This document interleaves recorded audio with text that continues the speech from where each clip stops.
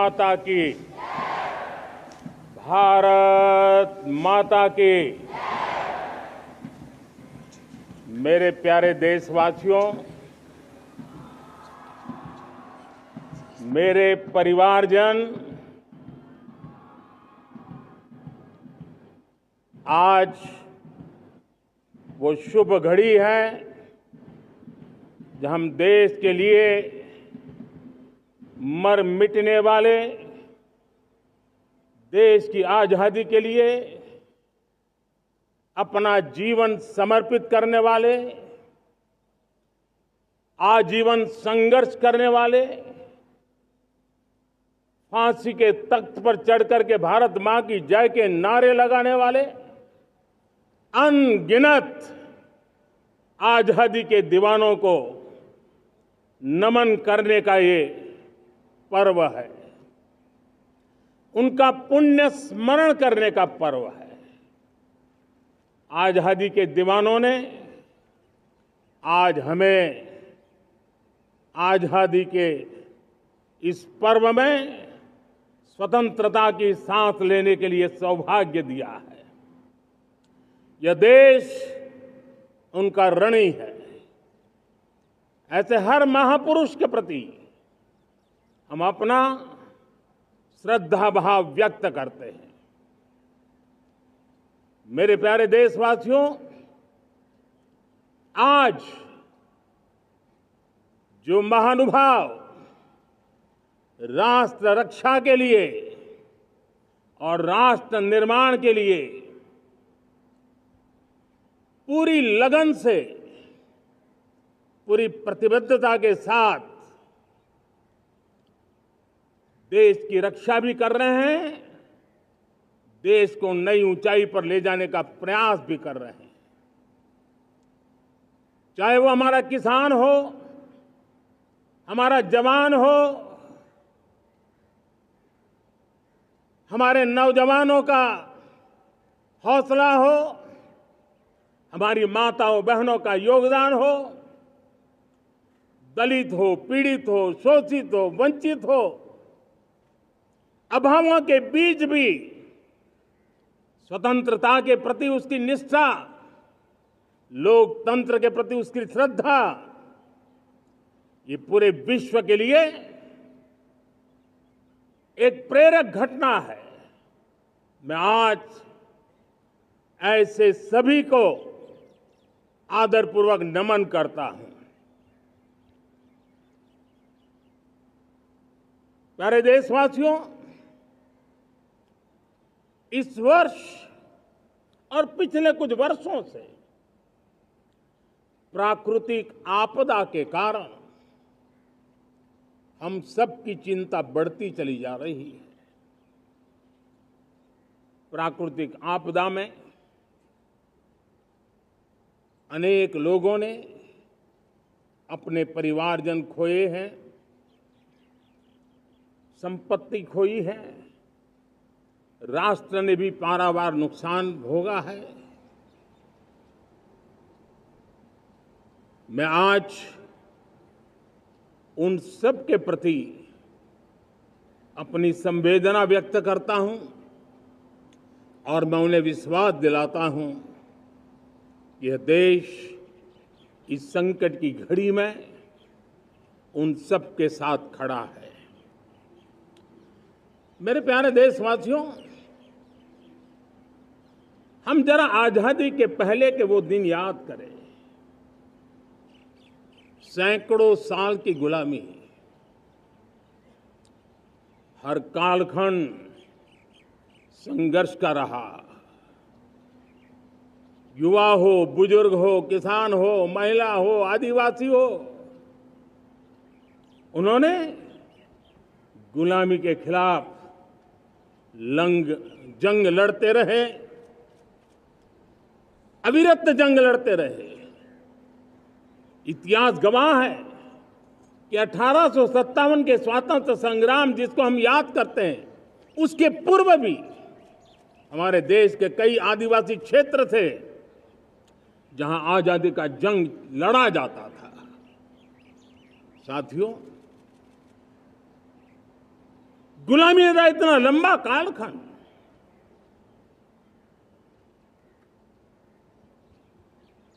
जुल्मी शासक, अपरंपार यातनाएं, सामान्य से सामान्य मानवीयों का विश्वास तोड़ने की हर तरकीब है। उसके बावजूद भी उस समय की जनसंख्या के हिसाब से करीब 40 करोड़ देशवासी आजादी के पूर्व 40 करोड़ देशवासियों ने वो जज्बा दिखाया, वो सामर्थ्य दिखाया, वो एक सपना लेकर के चले, एक संकल्प लेकर के चलते रहे, जूझते रहे। एक ही स्वर था, वंदे मातरम। एक ही सपना था, भारत की आजादी का। 40 करोड़ देशवासियों ने, और हमें गर्व है कि हमारी रगों में उन्हीं का खून है। वो हमारे पूर्वज थे। सिर्फ 40 करोड़ लोगों ने दुनिया की महासत्ता को उखाड़ करके फेंक दिया था, गुलामी की जंजीरों को तोड़ दिया था। अगर हमारे पूर्वज, जिनका खून हमारी रगों में है, आज हम तो 140 करोड़ है। अगर 40 करोड़ गुलामी की बेड़ियों को तोड़ सकते हैं, अगर 40 करोड़ आजादी के सपने को पूर्ण कर सकते हैं, आजादी लेकर के रह सकते हैं, तो 140 करोड़ देश के मेरे नागरिक, 140 करोड़ मेरे परिवारजन अगर संकल्प लेकर के चल पड़ते हैं, एक दिशा निर्धारित करके चल पड़ते हैं, कदम से कदम मिलाकर, कंधे से कंधा मिलाकर अगर चल पड़ते हैं, तो चुनौतियां कितनी भी क्यों ना हो, अभाव की मात्रा कितनी ही तीव्र क्यों ना हो, संसाधनों के लिए जूझने की नौबत हो तो भी हर चुनौती को पार करते हुए हम समृद्ध भारत बना सकते हैं। हम 2047 विकसित भारत का लक्ष्य प्राप्त कर सकते हैं। अगर 40 करोड़ देशवासी अपने पुरुषार्थ से, अपने समर्पण से, अपने त्याग से, अपने बलिदान से आजादी दे सकते हैं, आजाद भारत बना सकते हैं, तो 140 करोड़ देशवासी उसी भाव से समृद्ध भारत भी बना सकते हैं। साथियों, वो एक समय था जब लोग देश के लिए मरने के लिए प्रतिबद्ध थे और आजादी मिली थी। आज ये समय है देश के लिए जीने की प्रतिबद्धता का। अगर देश के लिए मरने की प्रतिबद्धता आजादी दिला सकती है, तो देश के लिए जीने की प्रतिबद्धता समृद्ध भारत भी बना सकती है।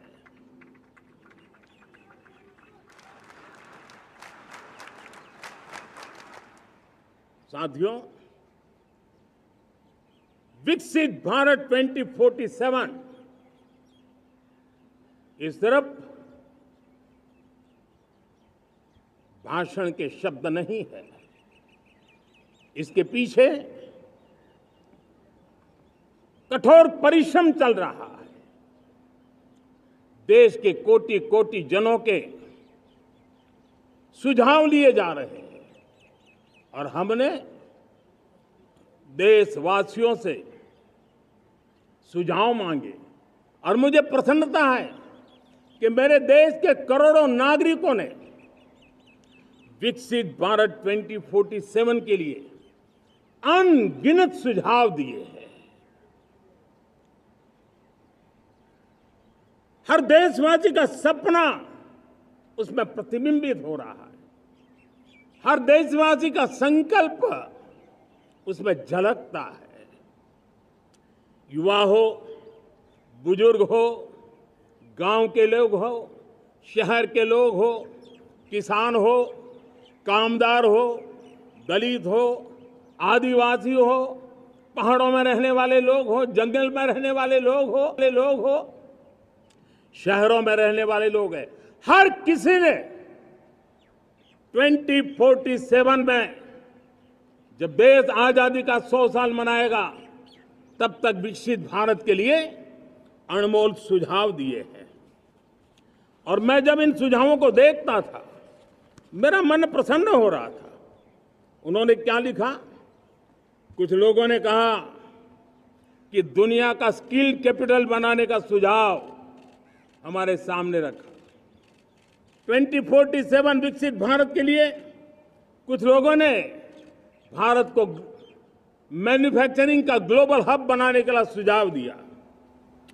कुछ लोगों ने भारत की हमारी यूनिवर्सिटीज ग्लोबल बने इसके लिए सुझाव दिया। कुछ लोगों ने यह भी कहा कि क्या आजादी के इतने सालों के बाद हमारा मीडिया ग्लोबल नहीं होना चाहिए। कुछ लोगों ने यह भी कहा कि हमारा स्किल्ड युवा विश्व की पहली पसंद बनना चाहिए। कुछ लोगों ने सुझाव दिया भारत को जल्द से जल्द जीवन के हर क्षेत्र में आत्मनिर्भर बनना चाहिए। कई लोगों ने सुझाव दिया कि हमारे किसान जो मोटा अनाज पैदा करते हैं, जिसको हम श्री अन्न कहते हैं, उस सुपर फूड को दुनिया के हर डाइनिंग टेबल पर पहुंचाना है। हमें विश्व के पोषण को भी बल देना है और भारत के छोटे किसानों को भी मजबूती देनी है। कई लोगों ने सुझाव दिया कि देश में स्थानीय स्वराज की संस्थाओं से लेकर के अनेक इकाइयां हैं, उन सब में गवर्नेंस के रिफॉर्म की बहुत जरूरत है।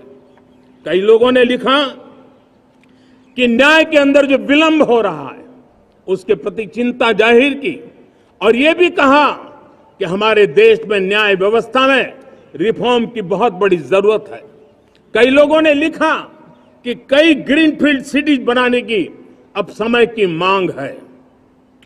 किसी ने बढ़ती हुई प्राकृतिक आपदाओं के बीच शासन प्रशासन में कैपेसिटी बिल्डिंग के लिए एक अभियान चलाने का सुझाव दिया। बहुत सारे लोगों ने यह सपना भी देखा है कि अंतरिक्ष में भारत का स्पेस स्टेशन जल्द से जल्द बनना चाहिए। किसी ने कहा भारत की जो पारंपरिक ट्रेडिशनल मेडिसिन है, हमारी औषधि है, दुनिया जब आज होलिस्टिक हेल्थ केयर की तरफ जा रही है तब हमें भारत की पारंपरिक औषधियां और वेलनेस हब के रूप में भारत को विकसित करना चाहिए। कोई कहते हैं कि अब देर नहीं होनी चाहिए, भारत जल्द से जल्द दुनिया की तीसरी सबसे बड़ी इकोनॉमी बनना चाहिए। साथियों, मैं इसलिए पढ़ रहा था कि मेरे देशवासियों ने सुझाव दिए, मेरे देश के सामान्य नागरिक ने ये सुझाव हमें दिए हैं। मैं समझता हूं जब देशवासियों की इतनी विशाल सोच हो, देशवासियों के इतने बड़े सपने हो, देशवासियों की इन बातों में जब संकल्प झलकते हो तब हमारे भीतर एक नया संकल्प दृढ़ बन जाता है, हमारे मन में आत्मविश्वास नई ऊंचाई पर पहुंच जाता है। और साथियों, देशवासियों का ये भरोसा सिर्फ कोई इंटेलेक्चुअल डिबेट नहीं है, ये भरोसा अनुभव से निकला हुआ है। ये विश्वास लंबे कालखंड के परिश्रम की पैदावार है और इसलिए देश का सामान्य मानव याद करता है जब लाल किले से कहा जाता है कि हिंदुस्तान के 18,000 गांवों में समय सीमा में बिजली पहुंचाएंगे और वो काम हो जाता है, तब भरोसा मजबूत हो जाता है। जब यह तय होता है कि आजादी के इतने सालों के बाद भी 2.5 करोड़ परिवार ऐसे हैं जहां बिजली नहीं है, अंधेरे में जिंदगी गुजारते हैं, 2.5 करोड़ घरों में बिजली पहुंच जाती है, तब सामान्य मानवीय का भरोसा बढ़ जाता है। जब लाल-किले से स्वच्छ भारत की बात कही जाए, तब इस देश के अग्रिम हरोड़ पंक्ति में बैठे हुए लोग हो, गांव के लोग हो, गरीब बस्ती में रहने वाले लोग हो, छोटे छोटे बच्चे हो, हर परिवार के अंदर स्वच्छता का वातावरण बन जाए, स्वच्छता की चर्चा हो, स्वच्छता के संदर्भ में एक दूसरे को रोक टोकने का निरंतर प्रयास चलता रहे। मैं समझता हूं कि ये भारत के अंदर आई हुई नई चेतना का प्रतिबिंब है। जब देश के सामने लाल किले से कहा जाए कि आज हमारे परिवारों में 3 करोड़ परिवार ऐसे हैं जिनके घर में नल से जल मिलता है, आवश्यक है हमारे इन परिवारों को पीने का शुद्ध पानी पहुंचे। जल जीवन मिशन के तहत इतने कम समय में नए 12 करोड़ परिवारों को जल जीवन मिशन के तहत नल से जल पहुंच रहा है। आज 15 करोड़ परिवार इसके लाभार्थी बन चुके हैं। हमारे कौन लोग वंचित थे इन व्यवस्थाओं से? कौन पीछे रह गए थे? समाज के अग्रिम पंक्ति के लोग इसके लिए अभाव में नहीं जीते थे। मेरे दलित, मेरे पीड़ित, मेरे शोषित, मेरे आदिवासी भाई बहन, मेरे गरीब भाई बहन, मेरे झुग्गी झोपड़ी में जिंदगी गुजारने वाले लोग, वही तो इन चीजों के अभाव में जी रहे थे। हमने अनेक ऐसे प्राथमिक आवश्यकताओं की पूर्ति के लिए जो प्रयास किया और उसका परिणाम हमारे इन सारे समाज के बंधुओं को मिला है। हमने वोकल फॉर लोकल का मंत्र दिया। आज मुझे खुशी है कि वोकल फॉर लोकल ने अर्थतंत्र के लिए एक नया मंत्र बन गया है। हर डिस्ट्रिक्ट अपनी पैदावार के लिए गर्व करने लगा है। 1 डिस्ट्रिक्ट 1 प्रोडक्ट का माहौल बना है। अब 1 डिस्ट्रिक्ट 1 प्रोडक्ट को 1 डिस्ट्रिक्ट का 1 प्रोडक्ट एक्सपोर्ट कैसे हो, उस दिशा में हर जिले सोचने लगे हैं। रिन्यूएबल एनर्जी का संकल्प लिया था। G20 समूह के देशों ने जितना किया है उससे ज्यादा भारत ने किया है, और भारत ने ऊर्जा के क्षेत्र में आत्मनिर्भर बनने के लिए, ग्लोबल वार्मिंग की चिंताओं से मुक्ति पाने के लिए हमने काम किया है। साथियों, देश गर्व करता है आज जब फिनटेक की सफलता को लेकर पूरा विश्व भारत से कुछ सीखना समझना चाहता है, तब हमारा गर्व और बढ़ जाता है। साथियों, हम कैसे भूल सकते हैं कोरोना के वो संकट काल। विश्व में सबसे तेज गति से करोड़ों लोगों को वैक्सीनेशन का काम हमारे इसी देशों में हुआ। यही देश हैं जो कभी आतताई आतंकवादी हमें आकर के मार के चले जाते थे। जब देश की सेना सर्जिकल स्ट्राइक करती है, जब देश की सेना एयर स्ट्राइक करती है, तो देश के नौजवानों का सीना ऊंचा हो जाता है, तन जाता है, गर्व से भर जाता है। और यही बातें हैं जो आज 140 करोड़ देशवासियों का मन गर्व से भरा हुआ है, आत्मविश्वास से भरा हुआ है। साथियों, इन सारी बातों के लिए एक सुविचारित प्रयास हुआ है। रिफॉर्म की परंपरा को सामर्थ्य दिया गया है, नक्कर तरीकों के, नक्कर लक्ष्य को लेकर के।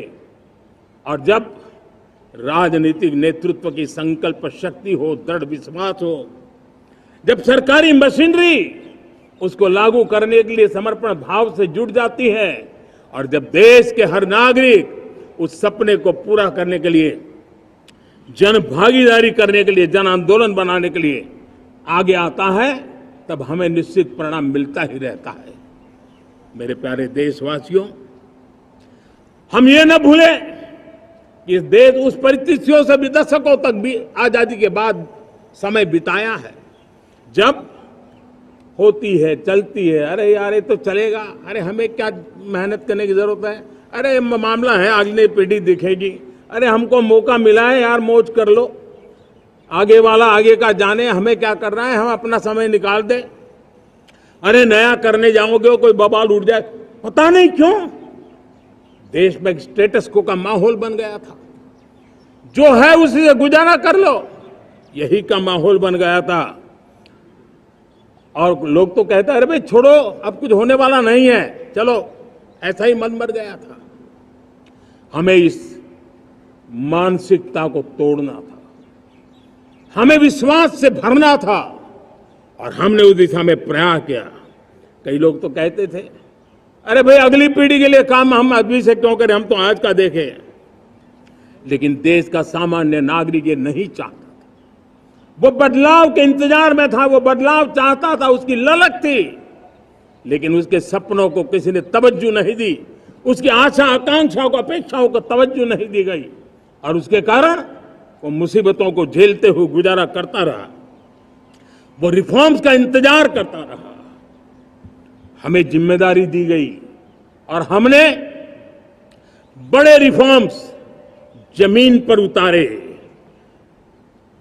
गरीब हो, मिडिल क्लास हो, हमारे वंचित लोग हो, हमारी बढ़ती जाती शहरी आबादी हो, हमारे नौजवानों के सपने हो, संकल्प हो, आकांक्षाएं हो, उनके जीवन में बदलाव लाने के लिए रिफॉर्म का मार्ग हमने चुना।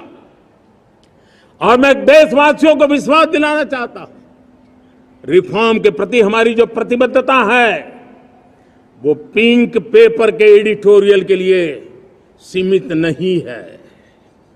हमारे रिफॉर्म्स की ये प्रतिबद्धता है, वो 4 दिन की वाहवाही के लिए नहीं है। हमारी रिफॉर्म्स की प्रक्रिया किसी मजबूरी में नहीं है, देश को मजबूती देने के इरादे से है। और इसलिए मैं आज कह सकता हूं, रिफॉर्म का हमारा मार्ग एक प्रकार से ग्रोथ की ब्लूप्रिंट बनी हुई है। ये हमारा रिफॉर्म, ये ग्रोथ, ये बदलाव, ये सिर्फ डिबेट क्लब के लिए, इंटेलेक्चुअल सोसाइटी के लिए, एक्सपर्ट लोगों के लिए सिर्फ चर्चा का विषय नहीं है। साथियों, हमने राजनीतिक मजबूरी के कारण नहीं किया है। हम जो कुछ भी कर रहे हैं वो राजनीति का भागा गुणा करके नहीं सोचते हैं। हमारा एक ही संकल्प होता है, नेशन फर्स्ट, नेशन फर्स्ट, राष्ट्रहित सुप्रीम, ये मेरा भारत महान बने, इसी संकल्प को लेकर के हम कदम उठाते हैं। साथियों, जब रिफॉर्म की बात आती है, एक लंबा परिवेश है। अगर मैं उसकी चर्चा में चला जाऊंगा तो शायद घंटों निकल जाएंगे, लेकिन मैं एक छोटा सा उदाहरण देना चाहता हूं। बैंकिंग क्षेत्र में जो रिफॉर्म हुआ, आप सोचिए बैंकिंग क्षेत्र का क्या हाल था। न विकास होता था, न विस्तार होता था, न विश्वास बढ़ता था। इतना ही नहीं, जिस प्रकार की कारनामे चले उसके कारण हमारे बैंक संकटों से गुजर रहे थे। हमने बैंकिंग सेक्टर को मजबूत बनाने के लिए अनेकविध रिफॉर्म्स किए, और आज उसका कारण हमारी बैंक विश्व में जो इन्हीं गुनी मजबूत बैंक के हैं, उसमें भारतीय बैंकों ने अपना स्थान बनाया है। और जब बैंक मजबूत होती है ना, तब फॉर्मल इकोनॉमी की ताकत भी बढ़ती है।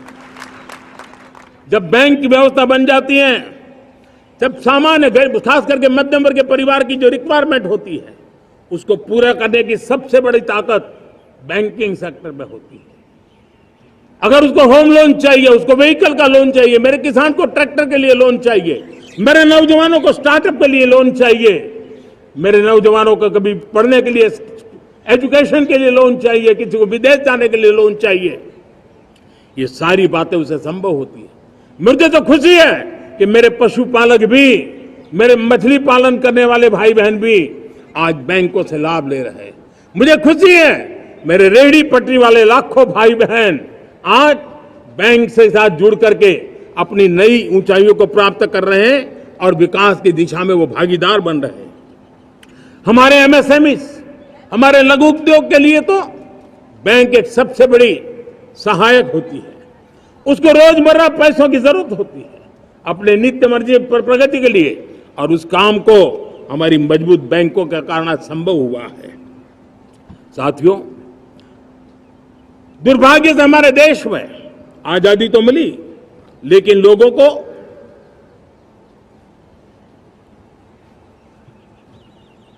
एक प्रकार से माई बाप कल्चर से गुजरना पड़ा। सरकार के पास मांगते रहो, सरकार के पास हाथ फैलाते रहो, किसी की सिफारिश के लिए रास्ते खोदते रहो, वही कल्चर डेवलप हुआ था। आज हमने गवर्नेंस के इस मॉडल को बदला है। आज सरकार खुद लाभार्थी हितार्थी के पास जाती है। आज सरकार खुद उसके घर गैस का चूल्हा पहुंचाती है। आज सरकार खुद उसके घर पानी पहुंचाती है। आज सरकार खुद उसके घर बिजली पहुंचाती है। आज सरकार खुद उसको आर्थिक मदद दे करके विकास के नए आयामों को सर करने के लिए प्रेरित करती है, प्रोत्साहित करती है। आज सरकार खुद नौजवान के स्किल डेवलपमेंट के लिए अनेकविध कदम उठा रही है। साथियों, बड़े रिफॉर्म्स के लिए हमारी सरकार बहुत ही प्रतिबद्ध है और हम इसी के द्वारा देश में प्रगति की राह को चुनना चाहते हैं। साथियों, देश में नई व्यवस्थाएं बन रही है।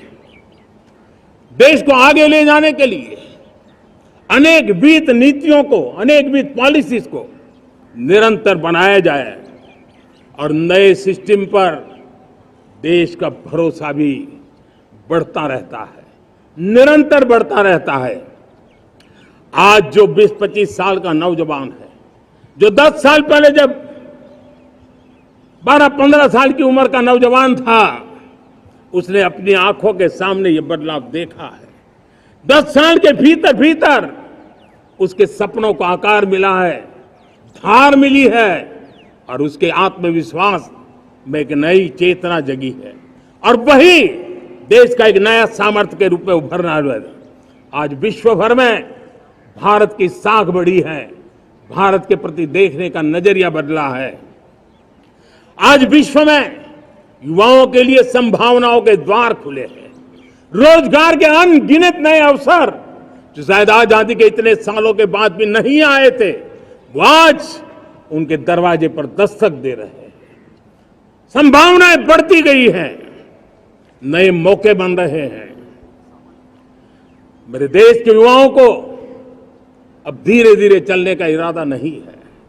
मेरा देश का नौजवान इंक्रीमेंटल प्रगति में विश्वास नहीं करता। मेरा देश का नौजवान छलांग मारने के मूड में है। वो छलांग मार के नई सिद्धियों को प्राप्त करने के मूड में है। मैं कहना चाहूंगा, भारत के लिए गोल्डन एरा है। वैश्विक परिस्थितियों की तुलना में भी देखें, ये गोल्डन एरा है। ये हमारा स्वर्णिम कालखंड है। मेरे प्यारे देशवासियों, ये अवसर हमें जाने नहीं देना है। ये मौका हमें जाने नहीं देना चाहिए और इसी मौके को पकड़ करके अपने सपने और संकल्पों को लेकर के चल पड़ेंगे तो हम देश की स्वर्णिम भारत की जो अपेक्षा और हमें विकसित भारत का 2047 का लक्ष्य हम पूरा करके रहेंगे। हम सदियों की बेड़ियों को तोड़ करके निकले हैं। आज टूरिज्म का क्षेत्र हो, एमएसएमई का क्षेत्र हो, एजुकेशन हो, हेल्थ सेक्टर हो, ट्रांसपोर्ट सेक्टर हो, खेती और किसानी का सेक्टर हो, हर सेक्टर में एक नया आधुनिक सिस्टम बन रहा है। हम विश्व की बेस्ट प्रैक्टिसेस को भी आगे देख रखते हुए हम हमारे देश की परिस्थितियों के अनुसार आगे बढ़ना चाहते हैं। हर सेक्टर में आधुनिकता की जरूरत है, नएपन की जरूरत है, टेक्नोलॉजी को जोड़ने की जरूरत है और हर सेक्टर में हमारी नई नीतियों के कारण इन सारे क्षेत्रों में एक नया सपोर्ट मिल रहा है, नई ताकत मिल रही है। हमारे सारे अवरोध हटे, हमारी बंदी से दूर हो, हम पूरे सामर्थ्य के साथ चल पड़े, खिल उठे, सपनों को पा करके रहे, सिद्धि को हम अपने निकट देखें, हम आत्मसात करें, उस दिशा में हम चलना है। अब आप देखिए कितना बड़ा बदलाव रहा है। मैं एकदम जमीनी स्तर की बात करूं, विमेन सेल्फ हेल्प ग्रुप, आज 10 साल में हमारे 10 करोड़ बहनें विमेन सेल्फ हेल्प ग्रुप में जुड़ी है। 10 करोड़ नई बहनें। हमें गर्व हो रहा है कि हमारे सामान्य परिवार की गांव की 10 करोड़ महिलाएं आर्थिक रूप से आत्मनिर्भर बन रही हैं। और जब महिला आर्थिक रूप से आत्मनिर्भर बनती हैं तब परिवार की निर्णय प्रक्रिया की हिस्सेदार बनती हैं, एक बहुत बड़ी सामाजिक परिवर्तन की गारंटी लेकर के आती है। मुझे गर्व है इस बात पर, लेकिन साथ साथ मुझे गर्व इस बात का भी है कि हमारे सीईओ आज दुनिया भर के अंदर अपनी धाक जमा रहे हैं। भारत के हमारे सीईओ विश्व भर में अपनी धाक जमा रहे हैं। हमारे लिए खुशी की बात है कि एक तरफ मेरे सीईओ दुनिया भर में नाम कमा रहे हैं, भारत का नाम बढ़ा रहे हैं, तो दूसरी तरफ विमेन सेल्फ हेल्प ग्रुप से 1 करोड़ मेरी सामान्य परिवार की माताएं बहनें लखपति दीदी बनती है। मेरे लिए ये भी उतना ही गर्व की बात है। अब हमने सेल्फ हेल्प ग्रुप को 10 लाख रुपए से 20 लाख रुपए देने का निर्णय किया है। अब तक 9 लाख करोड़ रुपए बैंकों के माध्यम से हमारे इन विमेन सेल्फ हेल्प ग्रुप को मिले हैं और जिसकी मदद से वो अपने अनेकविध कामों को बढ़ावा रहे हैं। मेरे साथियों, मेरे नौजवान इस तरफ ध्यान दें। स्पेस सेक्टर एक फ्यूचर है हमारे साथ जुड़ा हुआ, एक महत्वपूर्ण पहलू है। हम उस पर भी बल दे रहे हैं। हमने स्पेस सेक्टर में बहुत रिफॉर्म किए हैं। जिन बंधनों में हमने स्पेस सेक्टर को बांध के रखा था उसे हमने खोल दिया है। आज सैकड़ों स्टार्टअप्स स्पेस के सेक्टर में आ रहे हैं। वाइब्रेंट बनता जाता हमारा स्पेस सेक्टर भारत को एक शक्तिशाली राष्ट्र बनाने का एक महत्वपूर्ण अंग है और हम इसको दूर की सोच के साथ मजबूती दे रहे हैं। आज private satellite, private rocket launch हो रहे हैं। ये गर्व की बात है। आज मैं कह सकता हूं, जब नीति सही होती है, नियत सही होती है और पूर्ण समर्पण से राष्ट्र का कल्याण यही मंत्र होता है, तो निश्चित परिणाम हम प्राप्त करके रहते हैं। मेरे प्यारे देशवासियों, आज देश में नए अवसर बने, तब मैं कह सकता हूं 2 चीजें और हुई जिसने विकास को एक गति दी है, विकास को एक नई छलांग दी है। और ये है, पहला है आधुनिक इंफ्रास्ट्रक्चर का निर्माण। हमने इंफ्रास्ट्रक्चर को आधुनिक बनाने की दिशा में बहुत बड़े कदम उठाए हैं। और दूसरी तरफ सामान्य मानव के जीवन में जो बाधाएं हैं, ईज ऑफ लिविंग का हमारा जो सपना है, उस पर भी हमने उतना ही बल दिया है। पिछले 1 दशक में अभूतपूर्व इंफ्रास्ट्रक्चर का विकास हुआ है। रेल हो, रोड हो, एयरपोर्ट हो, पोर्ट हो, ब्रॉडबैंड कनेक्टिविटी हो, गांव गांव नए स्कूल बनाने की बात हो, जंगलों में स्कूल बनाने की बात हो, दूर सुदूर इलाकों में अस्पताल बनाने की बात हो, आरोग्य मंदिर बनाने की बात हो, मेडिकल कॉलेजों का काम हो, आयुष्मान आरोग्य मंदिरों का निर्माण चलता हो, 60,000 से ज्यादा अमृत सरोवर बने हो, 2 लाख पंचायतों तक ऑप्टिकल फाइबर नेटवर्क पहुंचा हो, नहरों का एक बहुत बड़ा जाल बिछाया जा रहा हो, 4 करोड़ पक्के घर बनना, गरीबों को एक नया आश्रय मिलना, 3 करोड़ नए घर बनाने के संकल्प के साथ आगे बढ़ने की हमारी कोशिश हो। हमारा पूर्वी भारत, नॉर्थ ईस्ट, उसका इलाका आज इंफ्रास्ट्रक्चर के लिए जाने जाना लगा है। और हमने ये जो कायाकल्प किया है, उसका सबसे बड़ा लाभ समाज के उन वर्गों तक हम पहुंचे हैं। जब ग्रामीण सड़कें वहां बनी है जिनकी तरफ कोई देखता नहीं था, जिस इलाकों को नहीं देखता था, जिन गांवों को नहीं देखता था, दलित हो, पीड़ित हो, शोषित हो, वंचित हो, पिछड़े हो, आदिवासी हो, जंगल में रहने वाले हो, दूर सुदूर पहाड़ों में रहने वाले हो, सीमावर्ती स्थान पर रहने वाले हो, हमने उनकी आवश्यकता की पूर्ति की है। हमारे मछुआरे भाई बहनों की आवश्यकताओं को पूरा करना, हमारे पशुपालकों के जीवन को बदलना, एक प्रकार से सर्वांगीण विकास का प्रयास हमारी नीतियों में रहा, हमारी नीयत में रहा है, हमारे रिफॉर्म में रहा है, हमारे कार्यक्रमों में रहा है, हमारी कार्यशैली में रहा है। और उस सबसे बड़ा लाभ मेरे युवाओं को होता है। उनको नए नए अवसर मिलते हैं, नए नए क्षेत्र में कदम रखने का उसके लिए संभावनाएं बन जाती है, और वही तो सबसे ज्यादा रोजगार दे रहा है। और सबसे ज्यादा रोजगार प्राप्त करने का अवसर इन्हीं समय में उनको मिला है। हमारा जो मध्यम वर्गीय परिवार है, मध्यम वर्गीय परिवार को क्वालिटी ऑफ लाइफ वो स्वाभाविक उसकी अपेक्षा रहती है। वो देश के लिए बहुत देता है, तो देश का भी दायित्व है कि उसकी जो क्वालिटी ऑफ लाइफ में जो उसकी अपेक्षाएं हैं, सरकार की कठिनाइयों से मुक्ति की उसकी जो अपेक्षाएं हैं, उसको पूर्ण करने के लिए हम निरंतर प्रयास करते हैं। और मैंने तो सपना देखा है कि 2047 जब विकसित भारत का सपना होगा तो उसकी एक इकाई ये भी होगी कि सामान्य मानव के जीवन में सरकार की दखलें कम हो, जहां सरकार की जरूरत हो वहां अभाव न हो, और जहां सरकार की बेकारण प्रभाव भी न हो, इस प्रकार की व्यवस्था पर हम प्रतिबद्ध हैं। मेरे प्यारे देशवासियों, हम छोटी छोटी जरूरतों पर भी ध्यान देते हैं, हम छोटी छोटी आवश्यकताओं पर ध्यान देते हैं और उसको लेकर हम चलते हैं।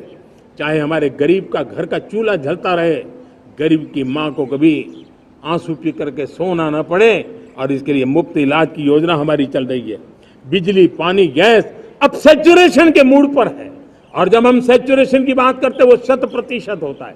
जब सैचुरेशन होता है तो उसको जातिवाद का रंग नहीं लगता है। जब सैचुरेशन होता है तो उसमें पांथिकता का रंग नहीं लगता है। जब सैचुरेशन का मंत्र होता है तब सच्चे अर्थ में सबका साथ सबका विकास का मंत्र साकार होता है। लोगों के जीवन में सरकार की दखल कम हो, उस दिशा में हमने हजारों कंप्लायंसेस के लिए सरकार सामान्य मानवी पर बोझ डालती थी, उन सारे कंप्लायंसेस को दूर किया। हमने देशवासियों के लिए 1,500 से ज्यादा कानूनों को खत्म कर दिया, ताकि कानूनों की जंजाल के अंदर देशवासियों को फंसना न पड़े। हमने छोटी छोटी गलतियों के कारण ऐसे कानून बने थे उनको जेल में अंदर धकेल दिया जाए। हमने उन छोटे छोटे कारणों से जेल जाने के जो परंपराएं थी उन सारे कानूनों को नष्ट कर दिया, और उसको कानूनों को जेल भेजने के प्रावधान को व्यवस्था से बाहर कर दिया है।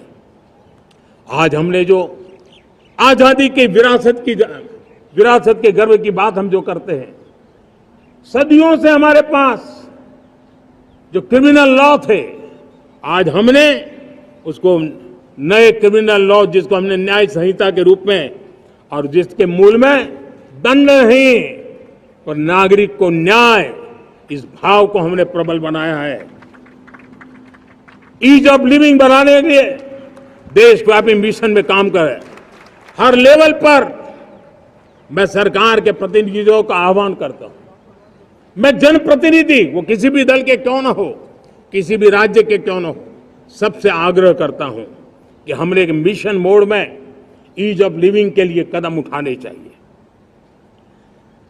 मैं हमारे युवाओं को, प्रोफेशनल्स को, सबको मैं कहना चाहता हूं, आप अपने स्थान पर जहां पर आपको छोटी छोटी दिक्कतें होती है, आप उसके सॉल्यूशन को लेकर के सरकार को चिट्ठी लिखते रहिए। सरकार को बताइए कि बिना कारण की कठिनाइयां है, उसको दूर करने से कोई नुकसान नहीं है। मैं पक्का मानता हूं आज सरकारें संवेदनशील है। हर सरकार, स्थानीय स्वराज्य की संस्था होगी या राज्य सरकार होगी या केंद्र सरकार होगी, उसको तवज्जो देगी।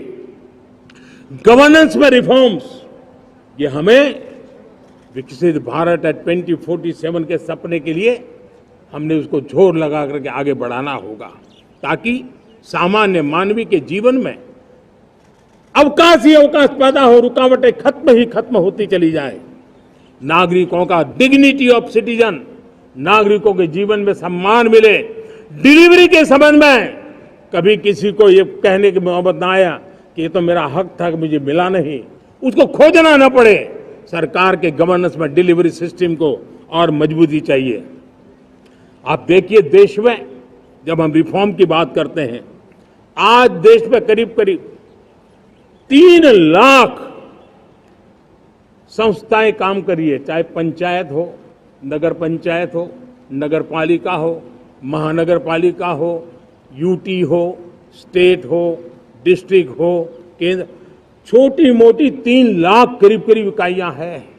अगर ये हमारे 3 लाख इकाइयों को मैं आज आह्वान करता हूं कि अगर आप साल में अपने स्तर पर जिन चीजों की जरूरत है सामान्य मानव के लिए 2 रिफॉर्म करें, ज्यादा नहीं कह रहा हूं मेरे साथियों, एक पंचायत हो, एक राज्य सरकार हो, कोई विभाग हो, सिर्फ 1 साल में 2 रिफॉर्म और उसको जमीन पर उतारें।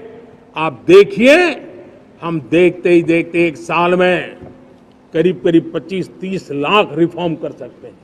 जब 25-30 लाख रिफॉर्म हो जाए तब सामान्य मानवी का विश्वास कितना बढ़ जाएगा, उसकी शक्ति राष्ट्र को नई ऊंचाई पर ले जाने में कितनी काम आएगी। और इसलिए हम अपने स्तर पर होती है चलती से मुक्ति पाकर के बदलावों के लिए आगे आए, हिम्मत के साथ आगे आए। और सामान्य मानवी की जरूरत छोटी छोटी जरूरत होती है, पंचायत लेवल पर भी वो मुसीबतें झेल रहा है, उन मुसीबतों से हम मुक्ति दिलाएं तो मुझे पक्का विश्वास है कि हम सपनों को पार कर सकते हैं। मेरे प्यारे देशवासियों, आज देश आकांक्षाओं से भरा हुआ है। हमारे देश का नौजवान नई सिद्धियों को चूमना चाहता है, नए नए शिखरों पर वो कदम रखना चाहता है और इसलिए हमारी कोशिश है हर सेक्टर में कार्य को हम गति दें, तेज गति दें और उसके द्वारा पहले हम हर सेक्टर में नए अवसर पैदा करें। दूसरा, ये बदलती हुई व्यवस्थाओं के लिए जो सपोर्टिव इंफ्रास्ट्रक्चर चाहिए, उन इंफ्रास्ट्रक्चर पर हम बदलाव के मजबूती देने की दिशा में काम करें। और तीसरी बात है, नागरिकों की मूलभूत सुविधाओं के विषय में हम प्राथमिकता दें, उसको बल दें। इन तीनों भारत में एक एस्पिरेशनल सोसाइटी का निर्माण किया है और उसके परिणाम स्वरूप आज समाज खुद एक विश्वास से भरा हुआ है। हमारे देशवासियों की आकांक्षा है, उनके एस्पिरेशंस, हमारे नौजवानों की ऊर्जा हमारे देश के सामर्थ्य के साथ जोड़ करके हम आगे बढ़ने की एक ललक लेकर के चल रहे हैं। मुझे विश्वास है रोजगार और स्वरोजगार नए रिकॉर्ड के अवसर पर हम काम किया है। प्रति व्यक्ति आज आय दोगुनी करने में हम सफल हुए हैं। ग्लोबल ग्रोथ में भारत का योगदान बड़ा है। भारत का एक्सपोर्ट लगातार बढ़ रहा है। विदेशी मुद्रा भंडार लगातार बढ़ा हुआ है, पहले से 2 गुना पहुंचा है। ग्लोबल संस्थानों का भारत के प्रति भरोसा बढ़ा है। मुझे विश्वास है भारत की दिशा सही है, भारत की गति तेज है और भारत के सपनों में सामर्थ्य है, लेकिन इन सबके साथ संवेदनशीलता का हमारा मार्ग हमारे लिए ऊर्जा में एक नई चेतना भरता है। मम भाव हमारे कार्य की शैली है। समभाव भी चाहिए, मम भाव भी चाहिए, उसको लेकर के हम चल रहे हैं। साथियों, मैं जब कोरोना काल को याद करता हूं, कोरोना की वैश्विक महामारी के बीच सबसे तेजी से इकोनॉमी को बेहतर बनाने वाला कोई देश है तो वो देश भारत है। तब लगता है कि हमारी दिशा सही है। जब जात पात मत पंथ ऊपर उठकर हर घर तिरंगा फहराया जाता है, तब लगता है देश की दिशा सही है। आज पूरा देश तिरंगा है, हर घर तिरंगा है। न कोई जात है, न कोई पात है, न कोई ऊंच है, न कोई नीच है, सभी भारतीय है। यही तो हमारी दिशा की ताकत है। जब हम 25 करोड़ लोगों को गरीबी से बाहर निकालते हैं, तब हमारा विश्वास पक्का हो जाता है कि हमने गति को बराबर मेंटेन किया है और सपनों को साकार करना दूर नहीं है। जब 100 से अधिक आकांक्षी जिले अपने अपने राज्य के अच्छे जिलों की स्पर्धा कर रहे हैं, बराबरी करने लगे हैं, तो हमें लगता है कि हमारी दिशा और गति दोनों सामर्थ्यवान है। जब हमारे उन आदिवासी साथियों को वो मदद मिलती है, पीएम जनमन के द्वारा उनको जो योजनाएं पहुंची थी, आबादी बहुत छोटी है, लेकिन बहुत दूर सुदूर इलाकों में छुटपुट परिवार रहते हैं, हमने उनको खोज के निकाला है, उनके लिए चिंता की है। तब लगता है कि संवेदनशीलता से जब काम करते हैं तब संतोष कितना मिलता है। वर्किंग वुमेन के लिए पेड मैटरनिटी लीव 12 हफ्ते से बढ़ा करके 26 हफ्ते कर देते हैं। तब सिर्फ नारी का सम्मान ही करते इतना नहीं है, नारी के प्रति संवेदनशील भाव से निर्णय करते इतना नहीं, लेकिन उसके गोद में जो बच्चा पला है ना, उसको एक उत्तम नागरिक बनाने के लिए मां की जो जरूरत है उसमें सरकार रुकावट न बने, इस संवेदनशील भावना से उस निर्णय को हम करते हैं। जब मेरे दिव्यांग भाई बहन भारतीय साइन लैंग्वेज की बात हो या तो सुगम्य भारत का अभियान हो, उसको लगता है कि अब मेरी भी डिग्निटी है, मेरे प्रति देश के नागरिक सम्मान के भाव से देखता है।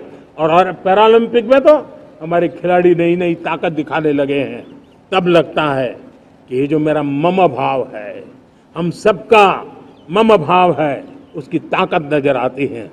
हमारे ट्रांसजेंडर समाज के प्रति हम जिस संवेदना के साथ निर्णय बना रहे हैं, हम नए नए कानून बना रहे हैं, उनको सम्मान का जीवन देने के लिए हम प्रयास कर रहे हैं, तब बदलाव की हमारी दिशा सही दिखता है। सेवा भाव से किए गए इन कामों का, जो त्रिविध मार्गों से हम चले हुए, इन कामों का एक सीधा सीधा लाभ आज उसके परिणाम के रूप में हमें नजर आ रहा है। 60 साल बाद लगातार तीसरी बार आपने हमें देश सेवा का मौका दिया है। मेरे 140 करोड़ देशवासी, आपने जो आशीर्वाद दिए हैं, उस आशीर्वाद में मेरे लिए एक ही संदेश है, जन जन की सेवा, हर परिवार की सेवा, हर क्षेत्र की सेवा, और सेवा भाव से समाज की शक्ति को साथ लेकर के विकास की नई ऊंचाइयों पर पहुंचना। 2047 विकसित भारत के सपने को लेकर के चलना, उसी एक संदेश को लेकर मैं आज लाल किले की प्राचीर से हमें आशीर्वाद देने के लिए मैं कोटि कोटि देशवासियों का सर झुका करके आभार व्यक्त करता हूं। मैं उनके प्रति नतमस्तक होता हूं और मैं उनको विश्वास दिलाता हूं कि हमें नई ऊंचाइयों को नए जोश के साथ आगे बढ़ना है। हमें सिर्फ जो हो गया है वो संतोष मान करके बैठने वाले हम लोग नहीं हैं, वो हमारे संस्कार में नहीं है। हम कुछ और करने के लिए, कुछ और आगे बढ़ने के लिए और कुछ और नई ऊंचाइयों को पार करने के लिए हम आगे बढ़ना चाहते हैं। विकास को, समृद्धि को, सपनों को साकार करने को, संकल्प को लिए जीवन खपाने को हम अपना स्वभाव बनाना चाहते हैं, देशवासियों का स्वभाव बनाना चाहते हैं। मेरे प्यारे देशवासियों, आज नई शिक्षा नीति बहुत एक मात्रा में कई राज्यों ने उसको अच्छा इनिशिएटिव लिए है और उसके कारण आज एक 21वीं सदी के अनुरूप हमारी शिक्षा व्यवस्था को जो हम बल देना चाहते हैं और विकसित भारत के सपने के लिए जिस प्रकार से मानव समूह तैयार करना चाहते हैं, नई शिक्षा नीति बहुत बड़ी भूमिका अदा है। मैं नहीं चाहता हूं कि मेरे देश के नौजवानों को अब विदेशों में पढ़ने के लिए मजबूर होना पड़े। मध्यम वर्गीय परिवार के लाखों करोड़ों रुपया बच्चों को विदेश पढ़ने के लिए भेजने में खर्च हो जाए। हम यहाँ ऐसी शिक्षा व्यवस्था का विकसित करना चाहते हैं कि मेरे देश के नौजवानों को विदेश जाना न पड़े, मेरे मध्यम वर्गीय परिवारों को लाखों करोड़ रुपया खर्च करना न पड़े। इतना ही नहीं, ऐसे संस्थान निर्माण हो ताकि विदेशों से लोग भारत के अंदर उनका मुंह मोड़े। अभी अभी हमने बिहार का हमारा गौरवप्रद इतिहास रहा है, नालंदा यूनिवर्सिटी का पुनर्निर्माण किया है। फिर से एक बार नालंदा यूनिवर्सिटी काम करना शुरू कर दिया है।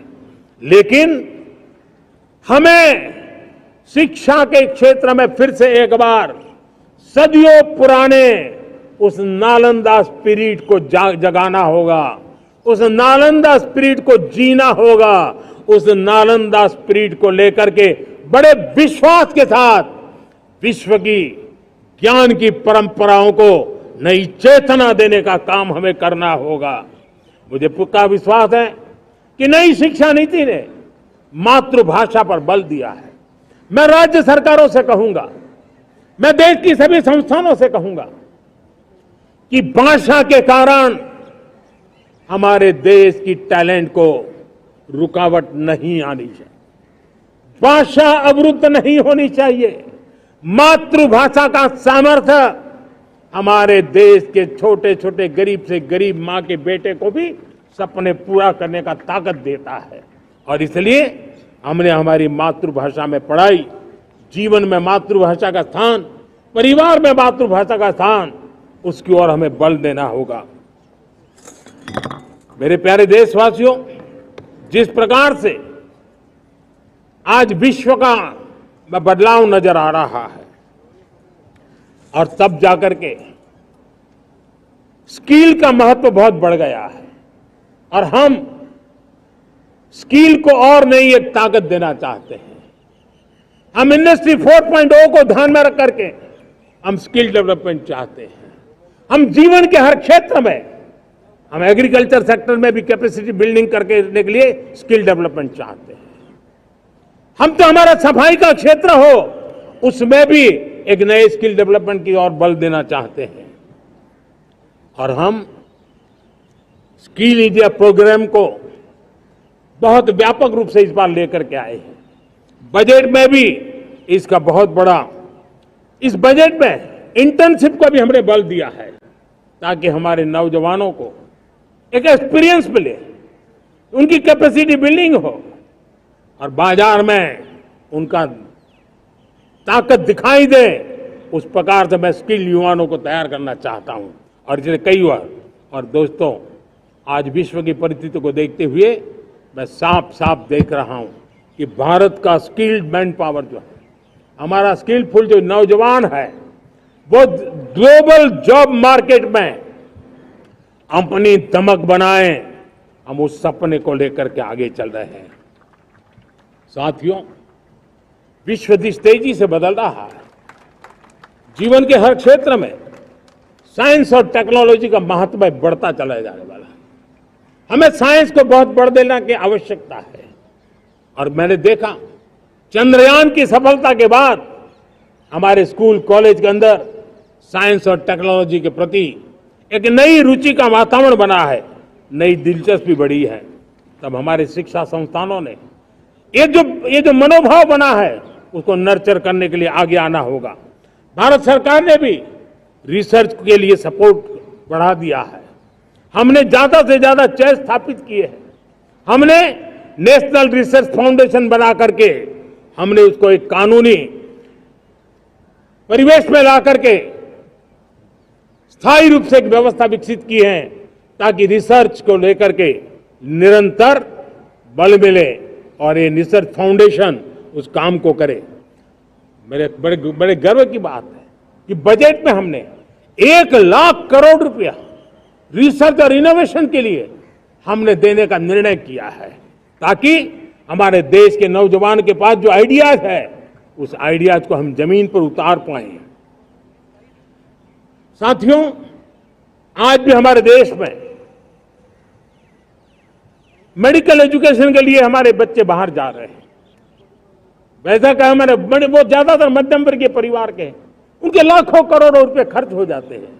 और तब जाकर के हमने पिछले 10 साल में मेडिकल सीटों को करीब करीब 1 लाख कर दिया। आज मैं करीब करीब 25,000 युवा हर साल विदेश में मेडिकल एजुकेशन के लिए जाते हैं। और ऐसे ऐसे देश में जाना पड़ रहा है, कभी कभी तो मैं सुनता हूं तो हैरान हो जाता हूं। और इसलिए हमने तय किया है कि अगले 5 साल में मेडिकल लाइन में 75,000 नई सीटें बनाई जाएगी। मेरे प्यारे देशवासियों, विकसित भारत 2047 वो स्वस्थ भारत भी होना चाहिए। और जब स्वस्थ भारत हो तो आज जो बच्चे हैं उनके पोषण पर आज से ही ध्यान देने की जरूरत है। और इसलिए हमने विकसित भारत की जो पहली पीढ़ी है उनकी तरफ विशेष ध्यान दे करके हमने पोषण का एक अभियान चला है। हमने राष्ट्रीय पोषण मिशन शुरू किया है। पोषण को हमने प्राथमिकता दी है। मेरे प्यारे देशवासियों, हमारी कृषि व्यवस्था को ट्रांसफॉर्म करना बहुत जरूरी है, समय की मांग है। हम सदियों से जिस परंपरा में दबे हुए हैं, जकड़े हुए हैं, उससे मुक्ति पानी होगी। और हमारे किसानों को उसके लिए हम मदद भी दे रहे हैं। हम उसको ट्रांसफॉर्म करने की दिशा में लगातार काम करते आए हैं। आज आसान ऋण दे रहे हैं किसानों को, टेक्नोलॉजी की मदद दे रहे हैं। किसान जो पैदावार करता है उसको वैल्यू एडिशन के लिए हम काम कर रहे हैं। उसके लिए मार्केटिंग के लिए पूरा प्रबंध करते हैं ताकि उसको एंड टू एंड हर जगह पे हैंड होल्डिंग की व्यवस्था हो। उस दिशा में हम काम कर रहे हैं। आज जब धरती माता के प्रति सारा विश्व चिंतित है, जिस प्रकार से उर्वरक के कारण हमारी धरती माता की शहद दिनों दिन बिगड़ता जा रही है, हमारी धरती माता की उत्पादकता क्षमता खत्म होती चली जा रही है, कम होती चली जा रही है। और उस समय मैं मेरे देश के लाखों किसानों का आभार व्यक्त करना चाहता हूं जिन्होंने प्राकृतिक खेती का रास्ता चुना है और हमारी धरती माता की सेवा करने का भी उन्होंने बीड़ा उठाया है। और इस बार बजट में भी हमने प्राकृतिक खेती को बल देने के लिए बहुत बड़ी योजनाओं के साथ बहुत बड़ा बजट में प्रावधान किया है। मेरे प्यारे देशवासियों, आज दुनिया की स्थिति में देखता हूं, पूरा विश्व होलिस्टिक हेल्थ केयर की तरफ मुड़ रहा है। और तब उनको ऑर्गेनिक फूड ये उनकी प्रथम पसंद बनी है। आज विश्व के लिए ऑर्गेनिक फूड का अगर कोई फूड बास्केट बन सकता है तो मेरे देश का किसान बना सकता है, मेरा देश बन सकता है। और इसलिए हम आने वाले दिनों में उस सपने को लेकर के आगे चलना चाहते हैं ताकि ऑर्गेनिक फूड की जो विश्व की मांग है, उस ऑर्गेनिक फूड का बास्केट हमारा देश कैसे बने, किसानों का जीवन आसान बने, गांव में टॉप क्लास इंटरनेट कनेक्टिविटी मिले, किसानों को स्वास्थ्य सुविधाएं मिले, किसान के बच्चों को पढ़ने के लिए स्मार्ट स्कूल अवेलेबल हो, किसान के बच्चों को रोजगार उपलब्ध हो। छोटी छोटे खेती के टुकड़ों पर पूरा परिवार आज जीना बड़ा मुश्किल हो रहा है, तब उनके नौजवानों के लिए वो स्किल मिले ताकि उनके नए रोजगार मिले, नए आय के साधन बने। इसका एक कॉम्प्रिहेंसिव प्रयास हम कर रहे हैं। बीते वर्षों में वुमेन लेड डेवलपमेंट मॉडल पर हमने काम किया है। इनोवेशन हो, एम्प्लॉयमेंट हो, एंटरप्रेन्योरशिप हो, हर सेक्टर में महिलाओं के कदम बढ़ते जा रहे हैं। महिलाएं सिर्फ भागीदारी बढ़ा रही है ऐसा नहीं, महिलाएं नेतृत्व दे रही है। आज अनेक क्षेत्रों में, आज हमारे रक्षा क्षेत्र में देखिए, हमारा एयरफोर्स हो, हमारी आर्मी हो, हमारी नेवी हो, हमारा स्पेस सेक्टर हो, आज हमारी महिलाओं का हम दमखम देख रहे हैं देश के लिए। लेकिन दूसरी तरफ कुछ चिंता की बातें भी आती हैं। और मैं आज लाल किले से फिर बार एक अपनी पीड़ा व्यक्त करना चाहता हूं। एक समाज के नाते हमें गंभीरता से सोचना होगा कि हमारी माताओं, बहनों, बेटियों के प्रति जो अत्याचार हो रहे हैं, उसके प्रति देश का आक्रोश है, जन सामान्य का आक्रोश है। इस आक्रोश को मैं महसूस कर रहा हूं। इसको देश को, समाज को, हमारी राज्य सरकारों को गंभीरता से लेना होगा। महिलाओं के विरुद्ध अपराधों की जल्द से जल्द जांच हो, राक्षसी कृत्य करने वालों को जल्द से जल्द कड़ी सजा हो, वो समाज में विश्वास पैदा करने के लिए जरूरी है। मैं ये भी बताना चाहूंगा कि जब बलात्कार की या महिलाओं पर अत्याचार की घटनाएं घटती हैं तो उसकी बहुत चर्चा होती है, बहुत प्रचार होता है, मीडिया में छाया रहता है। लेकिन जब ऐसे राक्षसी मनोवृत्ति व्यक्ति को सजा होती है तो वो खबरों में कहीं नजर नहीं आती, एक कोने में कहीं पड़ा रहता है। अब समय की मांग है कि जिनको सजा होती है उसकी व्यापक चर्चा हो, ताकि ऐसा पाप करने वालों को भी डर पैदा हो कि ये पाप करने की हालत ये होती है कि फांसी पर लटकना पड़ता है। और मुझे लगता है कि ये डर पैदा करना बहुत जरूरी है। मेरे प्यारे देशवासियों, हमारे देश में ऐसी एक आदत बन गई थी स्वभाव से, हम देश को कम आंकना, देश के प्रति गौरव के भाव का अभाव होना, ये पता नहीं क्यों हमारे जहन में घुस गया था। और हम तो कभी कभी तो लेट आए तो कहते थे इंडियन टाइम, शर्म के साथ हम बोल देते थे। देश को इन चीजों से हमने बाहर लाने में सफलता पाई है। किसी जमाने में कहा जाता था अरे खिलौने भी बाहर से आते थे, वो दिन देखे हमने। आज मैं गर्व से कह सकता हूं कि मेरे देश के खिलौने दुनिया के बाजार में अपनी धमक लेकर के पहुंच रहे हैं। खिलौने हमारे एक्सपोर्ट होने शुरू हुए। तो एक जमाना था हम मोबाइल फोन इंपोर्ट करते थे, आज मोबाइल फोन का मैन्युफैक्चरिंग का इकोसिस्टम बना है, एक बहुत बड़ा हब बना है, और आज हम मोबाइल फोन दुनिया में एक्सपोर्ट करने लगे हैं। ये भारत की ताकत है। साथियों, भविष्य के साथ सेमीकंडक्टर जुड़ा हुआ है, आधुनिक टेक्नोलॉजी जुड़ी हुई है, एआई जुड़ा हुआ है। हमने सेमीकंडक्टर मिशन पर काम शुरू किया है। हर उपकरण में मेड इन इंडिया चिप क्यों न हो, क्यों ये सपना मेरे देश का नौजवान देखे। टैलेंट यहां है, सारे इस प्रकार के रिसर्च काम हिंदुस्तान में होते हैं, तो अब प्रोडक्शन भी हिंदुस्तान में होगा, सेमीकंडक्टर का काम भी हिंदुस्तान में होगा, और हम एंड टू एंड सॉल्यूशन दुनिया को देने की ताकत रखते हैं, और हम उसको साथियों, एक जमाना हमने देखा है 2G के लिए हम कैसा संघर्ष करते थे। आज हर उपकरण में हम देख रहे हैं, हम तेजी से आगे बढ़े। और 5G जिस तेजी से पूरे देश में रोल आउट हुआ, हिंदुस्तान के करीब करीब सभी क्षेत्रों में 5G पहुंच गया। वो विश्व में तेज गति से 5G पहुंचाने में हम आगे रहे। और देश साथियों, मैंने कहा हम रुकने वाले नहीं हैं। 5G पे रुक जाना हमें मंजूर नहीं है। हम 6G पर अभी से मिशन मोड में काम कर रहे हैं, और विश्व में हम उसमें भी अपनी धमक जमाएंगे, ये मैं विश्वास से कहता हूं। मेरे प्यारे साथियों, डिफेंस सेक्टर हमारी आदत हो गई थी। डिफेंस बजट कितना ही क्यों न हो, लेकिन कभी कोई सोचता नहीं था कि डिफेंस बजट बढ़ा तो जाता कहां है। डिफेंस बजट विदेशों से खरीदी में चला जाता था। अब हम चाहते हैं हम आत्मनिर्भर बने, और मैं हमारी डिफेंस फोर्सेस का हृदय से धन्यवाद करता हूं। उन्होंने हजारों ऐसी चीजें लिस्ट कर दी है। उन्होंने तय किया है कि हम विदेश से नहीं लाएंगे।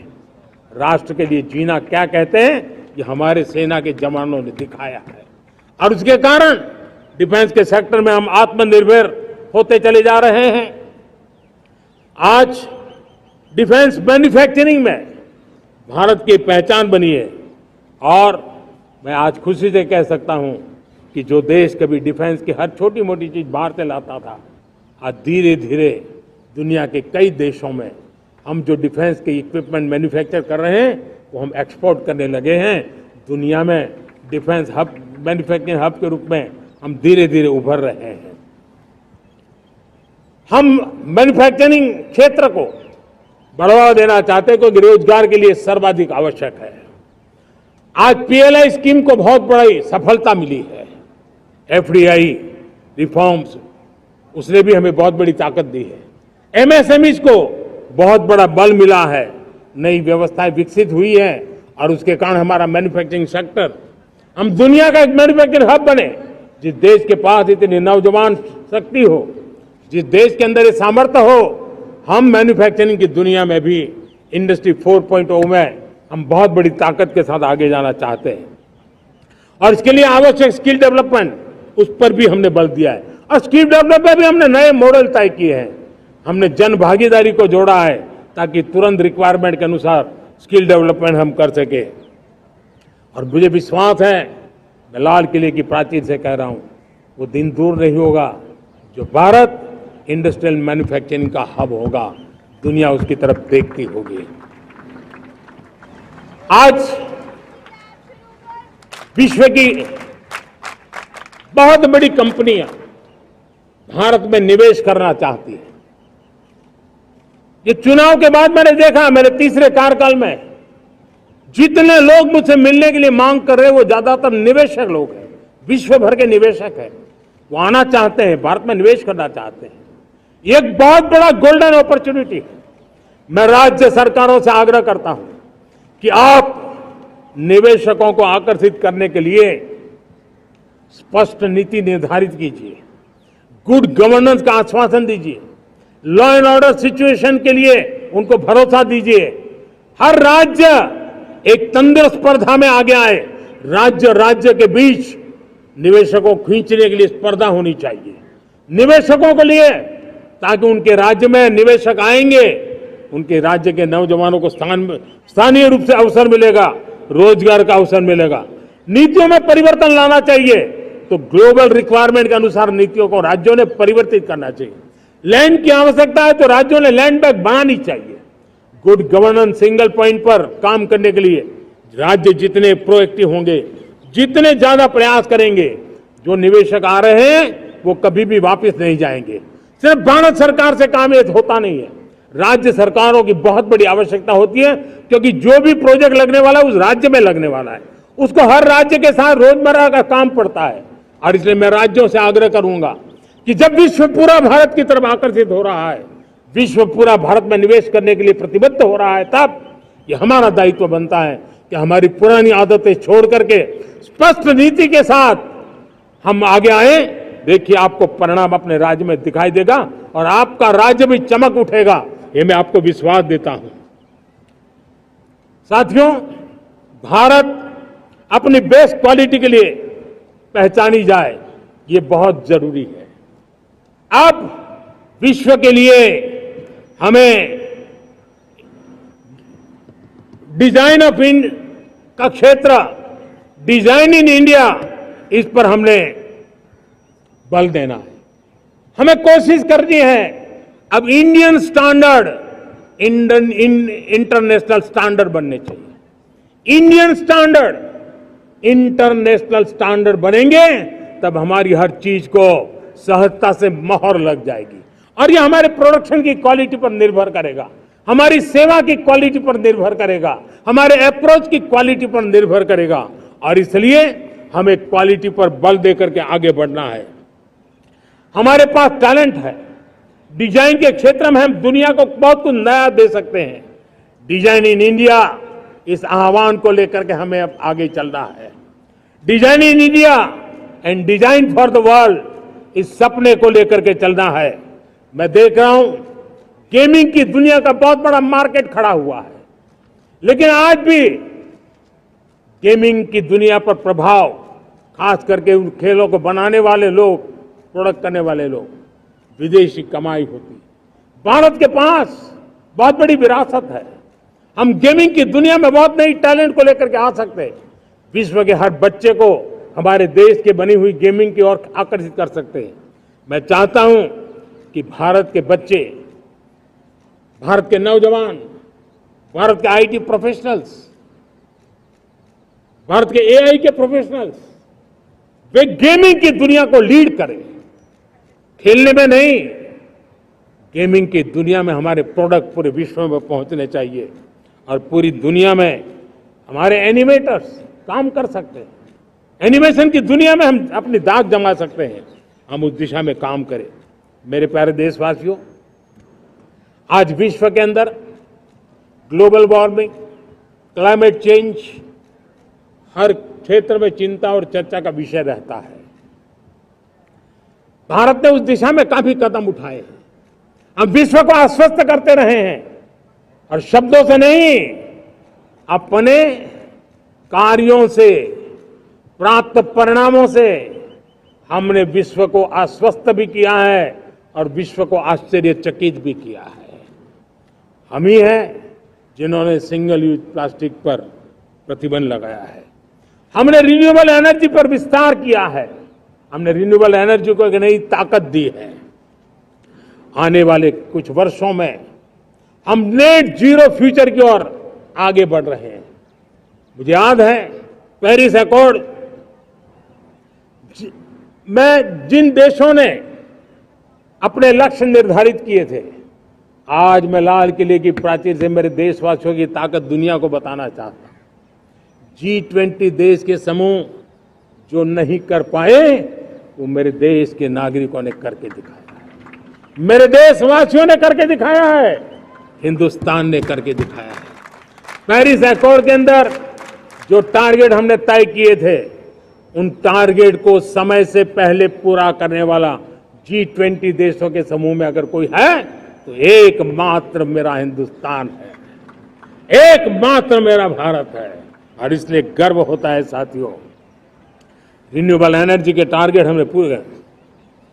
हम 2030 तक रिन्यूएबल एनर्जी को 500 गीगावाट तक ले जाने के लिए मकसद से काम कर। आप कल्पना कर सकते हैं कि कितना बड़ा लक्ष्य है। दुनिया के लोग सिर्फ 500 गीगावाट शब्द सुनते हैं ना, तो मेरी तरफ ऐसे ऐसे देखते हैं। लेकिन आज मैं विश्वास से कह रहा हूं देशवासियों को कि इस लक्ष्य को भी हम पूरा करके रहेंगे। और ये मानव जाति की भी सेवा करेगा, हमारे भविष्य की भी सेवा करेगा, हमारे बच्चों के उज्जवल भविष्य की गारंटी बनेगा।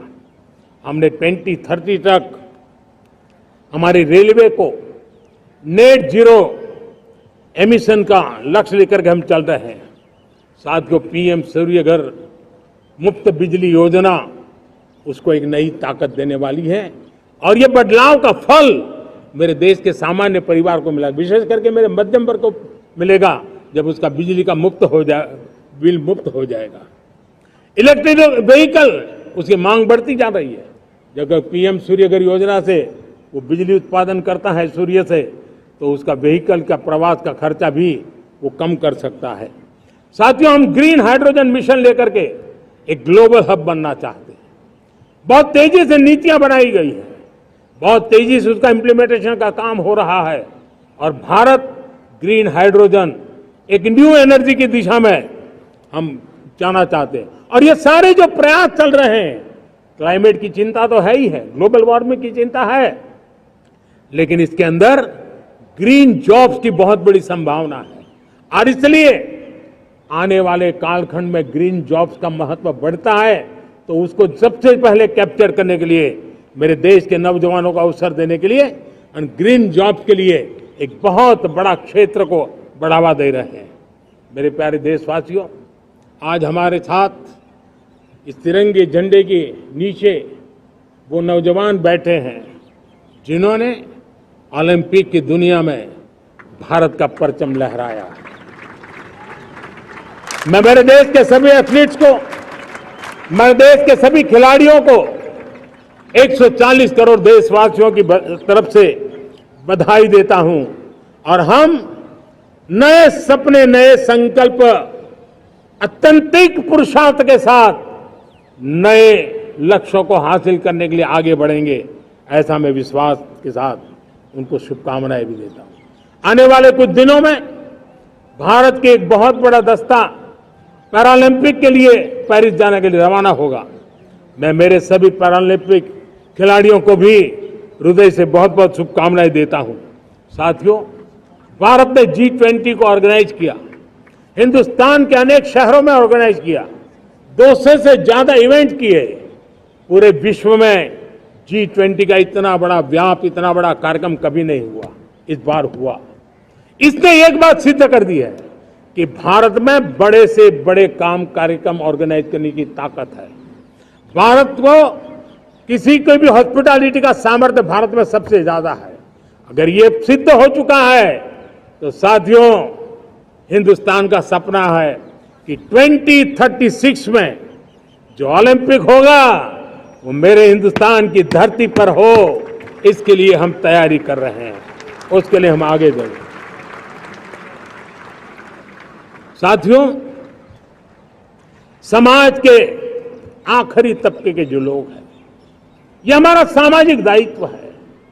अगर कोई पीछे रह जाते हैं तो हमारी आगे बढ़ने की गति कम कर देता है, और इसलिए हम आगे बढ़ना चाहते हैं तो भी सफलता तब मिलती है पीछे वाले को भी साथ साथ आगे ले आए। और इसलिए हम सबका दायित्व बनता है कि हमारे समाज में आज भी जो क्षेत्र पीछे रह गए हैं, जो समाज पीछे रह गए हैं, जो लोग पीछे रह गए हो, हमारे छोटे छोटे किसान हो, हमारे जंगलों में रहने वाले मेरे आदिवासी भाई बहन हो, हमारी माताएं बहनें हो, हमारे मजदूर हो, हमारे श्रमिक साथी हो, हमारे कामगार लोग हो, इन सबको हमें बराबरी में लाने के लिए, हमारे बराबर लाने के लिए भरपूर प्रयास करना है। लेकिन अब गति पकड़ गई है, अब लंबे दिन तक हमें वो करना नहीं पड़ेगा, बहुत जल्द वो हमारे पास पहुंच जाएंगे, हमारी बराबरी में आ जाएंगे, हमारी ताकत बहुत बढ़ जाएगी। और बड़ी संवेदना के साथ हमें इस काम को करना है, और इसके लिए एक बहुत बड़ा अवसर आ रहा है। मैं मानता हूं संवेदनशीलता की दृष्टि से इससे बड़ा अवसर क्या हो सकता है। हमें पता है 1857 के स्वतंत्र संग्राम के पहले भी अंग्रेजों के नाक को दम करने वाला हमारा देश का एक आदिवासी युवक था। 20-22 साल की उम्र में उसने अंग्रेजों के नाक को दम ला दिया था, जिसको आज भगवान बिरसा मुंडा के रूप में लोग पूजा करते हैं। भगवान बिरसा मुंडा की 150वीं जयंती आ रही है। ये हम सबके लिए प्रेरणा का कारण बने। समाज के प्रति छोटा सा छोटा व्यक्ति भी देश के लिए कैसी जज्बात रखता है, उससे बड़ी प्रेरणा भगवान बिरसा मुंडा से अधिक कौन हो सकता है। आइए हम भगवान बिरसा मुंडा की 150वीं जयंती जब मनाएं, संवेदनशीलता का हमारा व्याप बढ़े, समाज के प्रति हमारा ममभाव बने, हम समाज के हर व्यक्ति को, गरीबों को, दलित को, पिछड़ों को, आदिवासियों को, हर एक को हम अपने साथ लेकर के चले। इस संकल्प को लेकर के चलना है। मेरे प्यारे देशवासियों, हम संकल्प के साथ तो बढ़ तो रहे हैं, बहुत आगे बढ़ रहे हैं, लेकिन यह भी सच है कि कुछ लोग होते हैं जो प्रगति देख नहीं सकते। कुछ लोग होते हैं जो भारत का भला सोच नहीं सकते हैं। जब तक खुद का भला न हो तब तक उनको किसी का भला अच्छा नहीं लगता है। ऐसी विकृत मानसिकता से भरे हुए लोगों की कमी नहीं होती है। देश को ऐसे लोगों से बचना होगा। वे निराशा की गर्त में डूबे हुए लोग हैं। ऐसे मुट्ठी भर निराशा की गर्त में डूबे हुए लोग, जब उनके गोद में विकृति पलती है तब वो विनाश का कारण बन जाती है, सर्वनाश का कारण बन जाती है, एनार्की का मार्ग ले लेती है, और तब देश को इतनी बड़ी हानि हो जाती है जिसकी भरपाई करने में हमें नए सिरे से मेहनत करनी पड़ती है। इसलिए ऐसे जो छुटपुट निराशावादी तत्व होते हैं, वो सिर्फ निराशा इतना नहीं है, उनकी गोद में विकृति पल रही है। ये विकृति विनाश के, सर्वनाश के सपने देख रही है, ताने बाने जोड़ने की प्रयासों में लगी हुई है। देश को इसे समझना होगा। लेकिन मैं देशवासियों को कहना चाहता हूं कि हम हमारी नेक नीयत से, हमारी ईमानदारी से, राष्ट्र के प्रति हमारे समर्पण से हम सारी परिस्थितियों के बावजूद भी विपरीत मार्ग पर जाने वालों के लिए भी उनके भी दिल जीत करके हम देश को आगे बढ़ने के हमारे संकल्प में कभी भी पीछे नहीं हटेंगे, ये मैं विश्वास दिलाना चाहता हूं। साथियों, चुनौतियां हैं, अनगिनत चुनौतियां हैं। चुनौतियां भीतर भी है, चुनौतियां बाहर भी है। और जैसे जैसे हम ताकतवर बनेंगे, जैसे जैसे हमारा तवज्जो बढ़ेगा, तो चुनौतियां भी बढ़ने वाली है, बाहर की चुनौतियां और बढ़ने वाली है। और मुझे उसका भली भांति अंदाज है। लेकिन मैं ऐसी शक्तियों को कहना चाहता हूं, भारत का विकास किसी के लिए संकट लेकर के नहीं आता। हम विश्व में समृद्ध थे, तब भी हमने कभी दुनिया को युद्ध में नहीं झोंका है। हम बुद्ध का देश है, युद्ध हमारी राह नहीं है। और इसलिए विश्व चिंतित न हो भारत के आगे बढ़ने से। मैं विश्व समुदाय को विश्वास दिलाता हूं कि आप भारत के संस्कारों को समझिए, भारत के हजारों साल के इतिहास को समझिए। आप हमें संकट मत मानिए, आप उन तरकीबों से न जुड़िए जिसके कारण पूरी मानव जात का कल्याण करने का सामर्थ्य जिस भूमि में है, उस भूमि को ज्यादा मेहनत करनी पड़े। लेकिन फिर भी मैं देशवासियों को कहना चाहता हूं, चुनौतियां कितनी ही क्यों न हो, चुनौती को चुनौती देना ये हिंदुस्तान की फितरत में है। न हम डिगेंगे, न हम थकेंगे, न हम रुकेंगे, न हम झुकेंगे। हम संकल्पों की पूर्ति के लिए 140 करोड़ देशवासियों का भाग्य बदलने के लिए, भाग्य सुनिश्चित करने के लिए, राष्ट्र के सपनों को साकार करने के लिए हम कोई कोर कसर नहीं छोड़ेंगे। हर बदनीयत वालों को हम हमारी नेक नीयत से जीतेंगे, ये मैं विश्वास देता हूं। मेरे प्यारे देशवासियों, समाज की मनोरचना में भी बदलाव कभी कभी बहुत बड़ी चुनौती का कारण बन जाता है।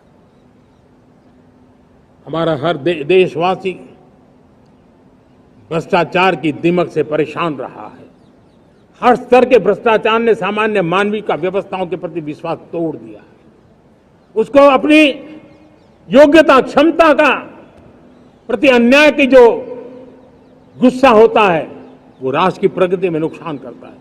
और इसलिए हमने व्यापक रूप से भ्रष्टाचार के खिलाफ एक जंग छेड़ा है।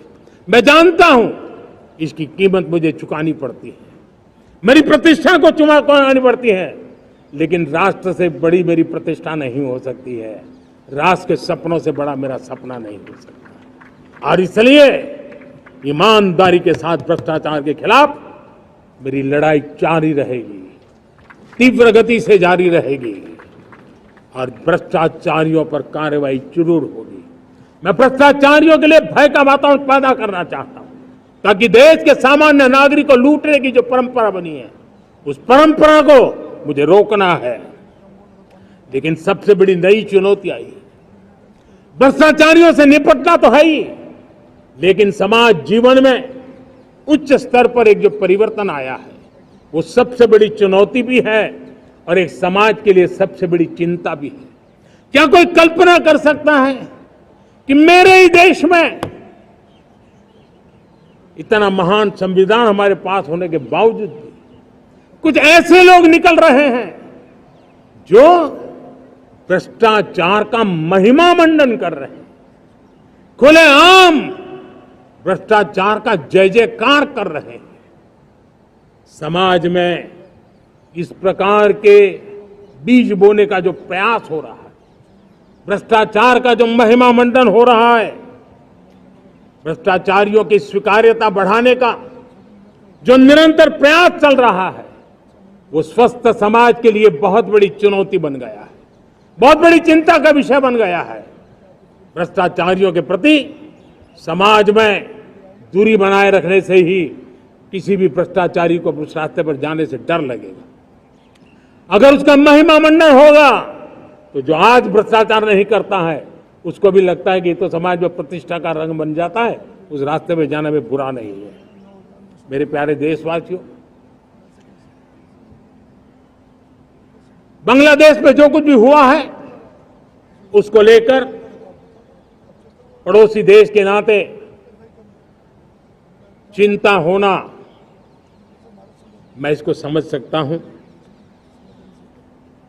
मैं आशा करता हूं कि वहां पर हालात जल्द ही सामान्य होंगे। खास करके 140 करोड़ देशवासियों की चिंता कि वहां हिंदू, वहां के अल्पसंख्यक, उस समुदाय की सुरक्षा सुनिश्चित हो।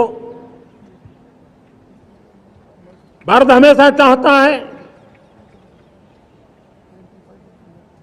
कि हमारे पड़ोसी देश सुख और शांति के मार्ग पर चले। शांति के प्रति हमारा कमिटमेंट है, हमारे संस्कार है। हम आने वाले दिनों में बांग्लादेश की विकास यात्रा में हमेशा हमारा शुभचिंतन ही रहेगा, क्योंकि हम मानव जाति की भलाई सोचने वाले लोग हैं। मेरे प्यारे देशवासियों, हमारे संविधान को 75 वर्ष हो रहे हैं। भारत के संविधान के 75 वर्ष की यात्रा देश को एक बनाना, देश को श्रेष्ठ बनाने में बहुत बड़ी भूमिका रही। भारत के लोकतंत्र को मजबूती देने में हमारे देश के संविधान की बहुत बड़ी भूमिका रही। हमारे देश के दलित, पीड़ित, शोषित, वंचित को सुरक्षा देने का बहुत बड़ा काम हमारे संविधान ने किया है। अब जब संविधान के 75 वर्ष हम मनाने जा रहे हैं, तब हम देशवासियों ने संविधान में निर्दिष्ट कर्तव्य के भाव पर बल देना बहुत जरूरी है। और जब मैं कर्तव्य की बात करता हूं, तब मैं सिर्फ नागरिकों पर बोझ बनाना नहीं चाहता। कर्तव्य केंद्र सरकार के भी है, कर्तव्य केंद्र सरकार के हर मुलाजिम के भी है, कर्तव्य राज्य सरकारों के भी है, राज्य सरकार के हर मुलाजिम के हैं, कर्तव्य हर स्थानीय स्वराज संस्था के हैं, चाहे पंचायत हो, नगर पालिका हो, महानगर पालिका हो, तहसील हो, जिला हो, हर किसी के कर्तव्य है। लेकिन साथ साथ 140 करोड़ देशवासियों की कर्तव्य है। अगर हम सब मिल करके अपने कर्तव्यों का निर्वाह करेंगे तो हम अपने आप औरों के अधिकारों की रक्षा करने के लिए निमित्त बनेंगे। और जब कर्तव्य का पालन होता है तब अधिकारों की रक्षा निहित होती है, उसके लिए कोई अलग से प्रयास करने की जरूरत नहीं पड़ जाती है। मैं चाहता हूं कि हमारे इस भाव को लेकर के हम चलेंगे, हमारा लोकतंत्र भी मजबूत होगा, हमारा सामर्थ्य और बढ़ेगा और हम एक नई शक्ति के साथ आगे बढ़ेंगे। मेरे प्यारे देशवासियों, हमारे देश में सुप्रीम कोर्ट ने बार बार यूनिफॉर्म सिविल कोड को लेकर जो चर्चा की है, अनेक बार आदेश दिए हैं, क्योंकि देश का एक बहुत बड़ा वर्ग मानता है और उसमें सच्चाई भी है कि जिस सिविल कोड को हम लेकर के जी रहे हैं, वो सिविल कोड सचमुच में तो एक प्रकार का कम्युनल सिविल कोड है, भेदभाव करने वाला सिविल कोड है। ऐसे सिविल कोड से जब संविधान के 75 वर्ष मना रहे हैं और संविधान की भावना भी जो हमें कहती है करने के लिए, देश की सुप्रीम कोर्ट भी हमें कहती है करने के लिए, और तब जो संविधान निर्माताओं का सपना था, उस सपने को पूरा करना हम सबका दायित्व है। और मैं मानता हूं इस गंभीर विषय पर देश में चर्चा हो, व्यापक चर्चा हो, हर कोई अपने विचारों को लेकर के आए और उन कानूनों को, जो कानून धर्म के आधार पर देश को बांटते, जो ऊंच नीच का कारण बन जाते हैं, ऐसे कानूनों को आधुनिक समाज में कोई स्थान नहीं हो सकता है। और इसलिए मैं तो कहूंगा, अब समय की मांग है कि देश में एक सेकुलर सिविल कोड हो। हमने कम्युनल सिविल कोड में 75 साल बिताए हैं, अब हमें सेक्युलर सिविल कोड की तरफ जाना होगा और तब जाकर के देश में धर्म के आधार पर जो भेदभाव हो रहे हैं, सामान्य नागरिक को जो दूरी महसूस होती है, उससे हमें मुक्ति मिलेगी। मेरे प्यारे देशवासियों, जब मैं देश में एक चिंता हमेशा कहता हूं, परिवारवाद, जातिवाद भारत के लोकतंत्र को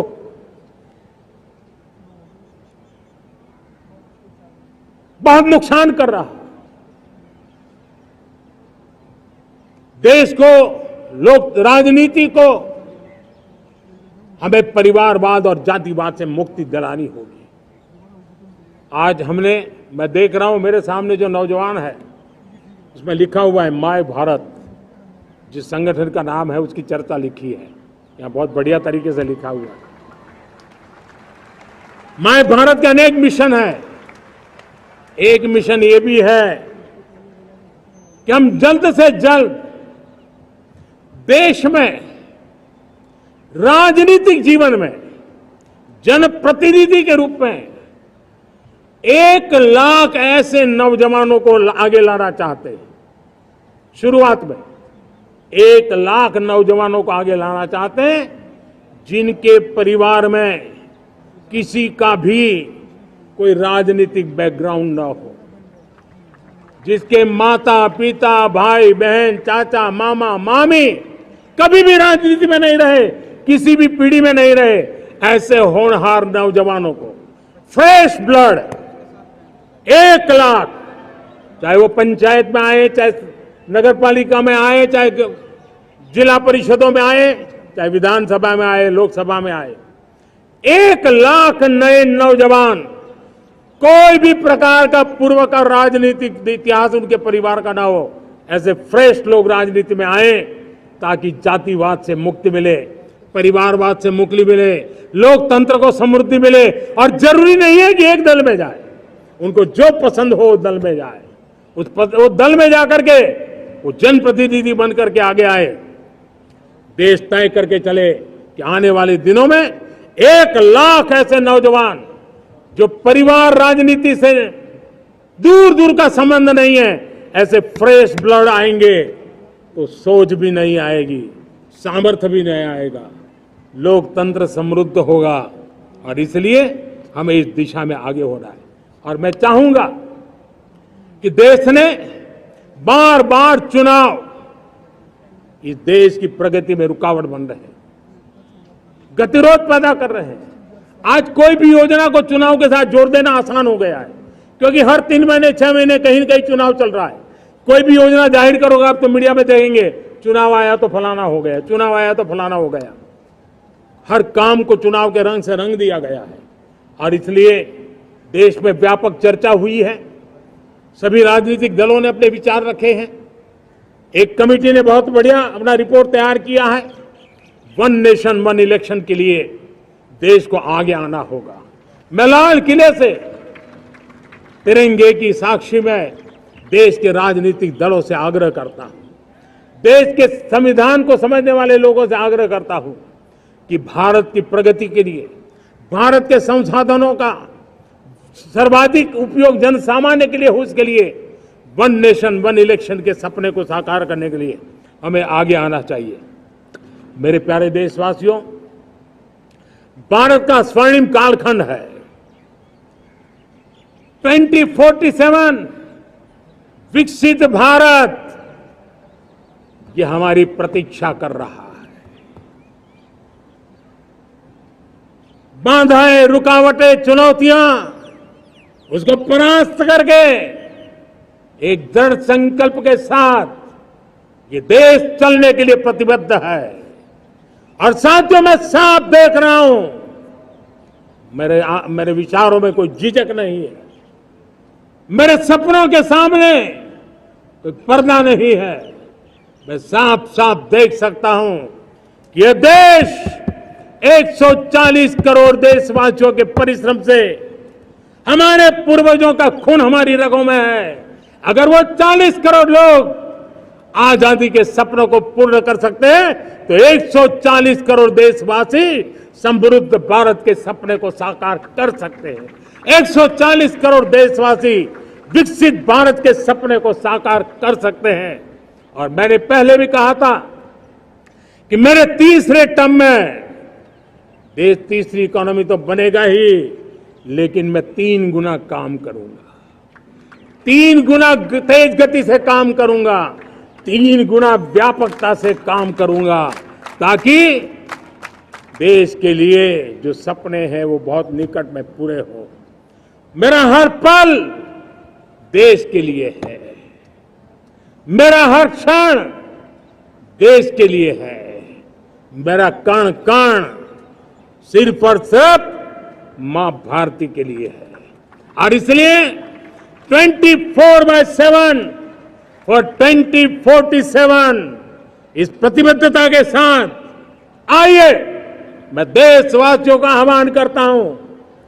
हमारे पूर्वजों ने जो सपने देखे थे उन सपनों को हम संकल्प बनाए, अपने सपनों को जोड़े, अपने पुरुषार्थ को जोड़े और 21वीं सदी जो भारत की सदी है उस सदी में स्वर्णिम भारत बना के रहें, उसी सदी में हम विकसित भारत बना के रहें और उन सपनों को पूरा करते हुए आगे बढ़े। और स्वतंत्र भारत 75 साल की यात्रा के बाद एक नए मुकाम पर बढ़ रहा है, तब हम कोई कोर कसर न छोड़े। और मैं आपको विश्वास दिलाता हूं, आपने मुझे जो दायित्व दिया है मैं कोई कोर कसर नहीं छोड़ूंगा। मैं मेहनत में कभी पीछे नहीं रहूंगा, मैं साहस में कभी कतराता नहीं हूं, मैं चुनौतियों से कभी टकराते से डरता नहीं हूं। क्यों? क्योंकि मैं आपके लिए जीता हूं, मैं आपके भविष्य के लिए जीता हूं, मैं आप भारत माता के उज्जवल भविष्य के लिए जी रहा हूं। और उस सपनों को पूरा करने के लिए आज राष्ट्र ध्वज के छाया में, तिरंगे की छाया में दृढ़ संकल्प के साथ हम आगे बढ़े। इसी के साथ मेरे साथ बोलिए, भारत माता की, भारत माता की, भारत माता की, वंदे वंदे वंदे वंदे। जय हिंद, जय हिंद, जय